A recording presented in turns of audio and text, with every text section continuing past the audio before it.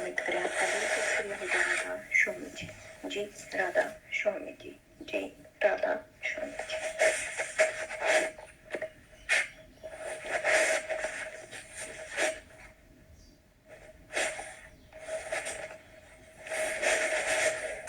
आज का सत्संग, नींद ही हमारी सबसे बड़ी समस्या क्यों लगती है? जी हाँ, ये ठीक है। नींद की समस्या हमारे अभ्यास में एक बड़ी बाधा है और करीब करीब हर सत्संगी को इसका सामना करना पड़ता है। जब हम सोते हैं, जब हमारी सारी चेतनता कंठ चक्कर में चली जाती है और जब हम भजन के लिए समय एकाग्र होने की कोशिश करते हैं, तब हमारा ख्याल आंखों के केंद्र की ओर होता है। आंखों के केंद्र और कंठ चक्कर के बीच बहुत कम अंतर है। जैसे ही हम ख्याल को आंखों के पीछे इकट्ठा करने की कोशिश करते हैं, वह नीचे कंठ चक्कर की ओर फिसल जाता है और हमें नींद आ जाती है। इसमें कोई शक नहीं कि यह एक बड़ी समस्या है, लेकिन कई बातें हमारी मदद करती हैं। पहली बात तो यह है कि हमें कभी भी अपनी नींद की कीमत पर भजन में बैठना नहीं चाहिए। हम नींद के लिए अपने दूसरे कामकाज की कमी नहीं करना चाहते हैं। नींद को कम करके भजन में बैठने की कोशिश करते हैं। शरीर को भी कुछ आराम की जरूरत होती है। यह आराम लोगों के अपने अपने कारोबार पर निर्भर करते हैं, पर कम से कम 6 घंटे की नींद तो आप सबको चाहिए। बिस्तर में लेटने का समय नहीं, बल्कि नींद के घंटे। फिर हमारे सोने का और सो उठने का कोई भी निश्चित समय नहीं है। कभी हम रात को 11 बजे सोते हैं और कभी हम 8 बजे। हम रोज एक निश्चित समय पर उठे तो शरीर को उसी समय जागने की आदत हो जाती है। जब हम समय पर नहीं सोते हैं तो हमें सुबह उठने में बहुत कठिनाई महसूस होती है। हमें सतर्क रहने से हमारे भोजन का भी बहुत ही बड़ा हाथ है। अगर हम बहुत चिकनाई वाली तली फली भारी चीजें खाएंगे तो भजन के समय उसका बहुत बड़ा प्रभाव पड़ता है। एक डॉक्टर ने मुझे बताया कि प्रोटीन की कमी से सुस्ती और नींद ज्यादा आती है, लेकिन हमें अपने खाने को भी व्यवस्थित और संतुलित रखना जरूरी है। इसके साथ ही जब हम सुबह उठते हैं तो भजन शुरू करने से पहले थोड़ा टहल सकते हैं।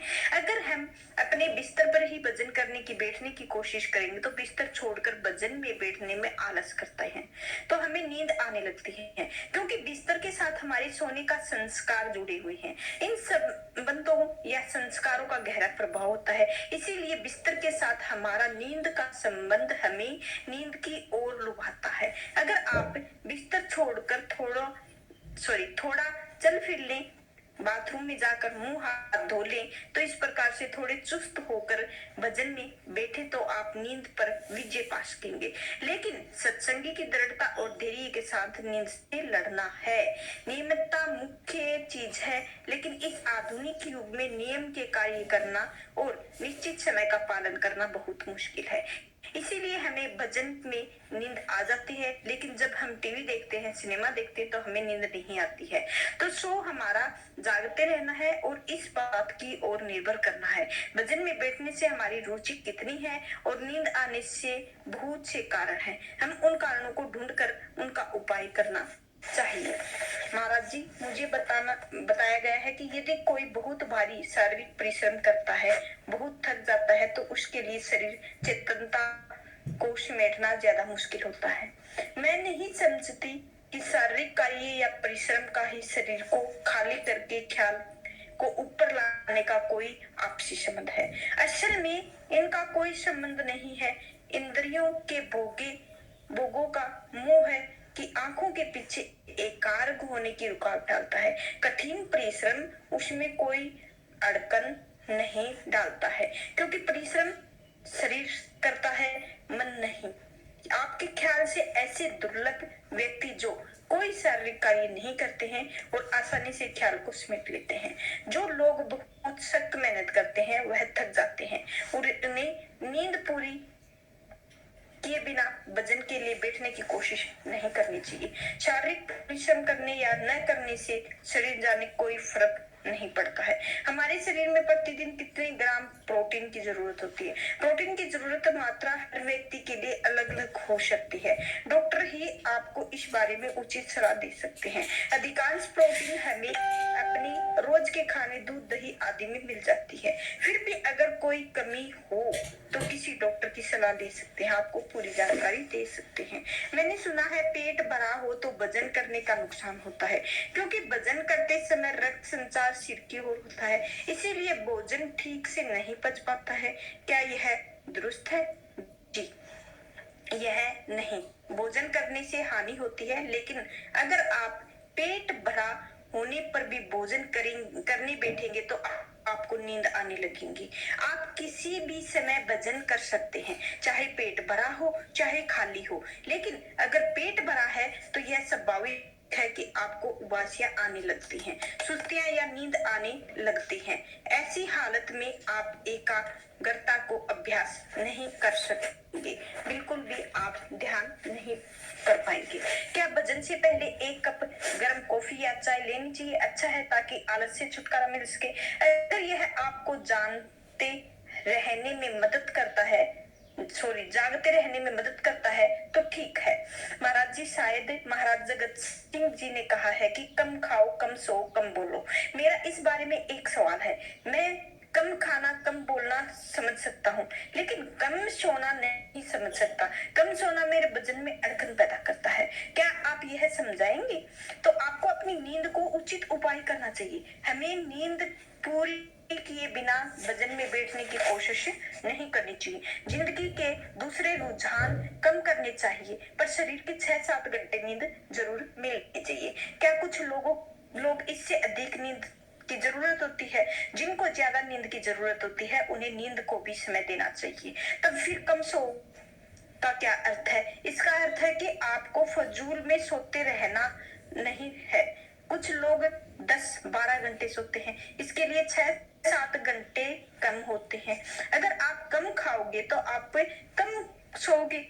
अगर आप कम बोलोगे तो आपका मन कम चंचल होगा और बोलने की थकान आती है, मन को फैलाती है, तो बहुत ज्यादा खाने से आपको सुस्त बना देती है। यदि कोई व्यक्ति सुबह या 1 या 2 बजे उठ जाए तो वह आपको तरोताजा महसूस करे, तो यह जानते हुए अगर आप समय वजन में बैठेंगे तो 6-7 बजे तक सोना पड़ेगा। यह वजन में बैठेंगे तो आप यह बेहतर होगा कि उस समय सोने की कोशिश करें, बाद में उठकर वजन करें और उसी समय करें। उस वक्त का फायदा उठाएं।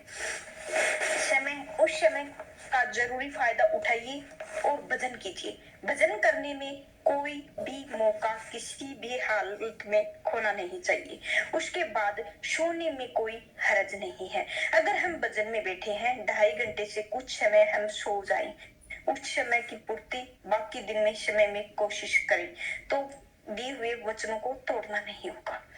वचन देने का मतलब है हम उतना समय वजन देने की कोशिश करेंगे, यही हमारा वायदा है। लेकिन जब तक हम वचन देते हैं तो हमारा फिर भी वजन नहीं करते हैं, अपने आप को अपराधी समझते हैं कि हमने अपना कर्तव्य पूरा नहीं किया। खुद को अपराधी महसूस करने से यह भावना ही आपको फिर से वजन में बैठने की मदद देगी।